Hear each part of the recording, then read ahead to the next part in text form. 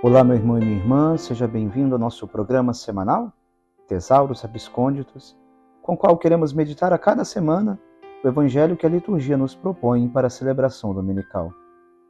O Evangelho desta semana é a continuação do último domingo, retirado do livro de São Mateus, capítulo 13, versículos de 24 a 43. Naquele tempo, Jesus contou outra parábola à multidão. O reino dos céus é como um homem que semeou boa semente no seu campo. Enquanto todos dormiam, veio o seu inimigo, semeou o joio no meio do trigo e foi embora. Quando o trigo cresceu e as espigas começaram a se formar, apareceu também o joio. Os empregados foram procurar o dono e lhe disseram: Senhor, não semeaste boa semente no teu campo? De onde veio então o joio? O dono respondeu: Foi algum inimigo que fez isso. Os empregados lhe perguntaram: Queres que vamos arrancar o joio? O dono respondeu: Não. Pode acontecer que arrancando o joio arranqueis também o trigo. Deixai crescer um e outro até a colheita. E no tempo da colheita, direi aos que cortam o trigo: Arrancai primeiro o joio, e amarrai-o em feixes para ser queimado. Recolhei também o trigo no meu celeiro. Jesus contou-lhes outra parábola. O reino dos céus é como uma semente de mostarda que um homem pega e semeia no seu campo. Embora ela seja a menor de todas as sementes, quando cresce, fica maior do que as outras plantas e torna-se uma árvore, de modo que os pássaros vêm e fazem ninhos em seus ramos. Jesus contou-lhes ainda uma outra parábola. O reino dos céus é como o fermento, que uma mulher pega e mistura com 3 porções de farinha, até que tudo fique fermentado. Tudo isso Jesus falava em parábolas às multidões. Nada lhes falava sem usar parábolas, para se cumprir o que foi dito pelo profeta: Abrirei a boca para falar em parábolas. Vou proclamar coisas escondidas desde a criação do mundo. Então Jesus deixou as multidões e foi para casa. Seus discípulos aproximaram-se dele e disseram: Explica-nos a parábola do joio. Jesus respondeu: Aquele que semeia a boa semente é o Filho do Homem.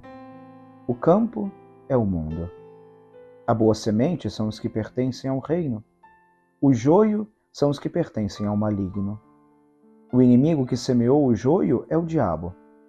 A colheita é o fim dos tempos. Os ceifeiros são os anjos. Como o joio é recolhido e queimado ao fogo, assim também acontecerá no fim dos tempos. O Filho do Homem enviará os seus anjos, e eles retirarão do seu reino todos os que fazem outros pecar e os que praticam o mal. E depois os lançarão na fornalha de fogo. Aí haverá choro e ranger de dentes. Então os justos brilharão como o sol no reino de seu Pai. Quem tem ouvidos, ouça. Caros irmãos, o Evangelho que a liturgia nos propõe nesta ocasião continua aquela pedagogia que Nosso Senhor já nos apresentava semana passada. A narrativa alegórica das parábolas, com qual Jesus, especialmente no dia de hoje, nos faz repetir, nos faz recordar. Contudo, não podemos menos do que nos alegrar com aquela intimidade do seu convívio, que hoje São Mateus nos relata. Hoje, Jesus nos conta 3 parábolas, recolhidas por Mateus neste trecho: a do joio, que cresce igualmente no trigal, a da semente de mostarda e a do fermento na massa. A primeira delas, ao final do Evangelho hoje lido, o Senhor explica aos seus. Essa intimidade daqueles que perguntam, daqueles que dialogam, daqueles que escutam a voz do Senhor. E assim também nós. Aquela confiança de que tudo está sob o olhar amoroso de Deus, e mesmo que humanamente tenhamos desejos de uma justiça imediata, à nossa medida, Deus sempre nos surpreende com sua misericórdia, a nos reconduzir a si, apesar de nossos muitos pecados, esperando a nossa conversão diária, contínua e tão necessária. As outras 2 parábolas nos falam da grandeza do reino de Deus, pelo paradoxo da pequenez daquilo que se faz. A pequena semente gera uma árvore incomparável.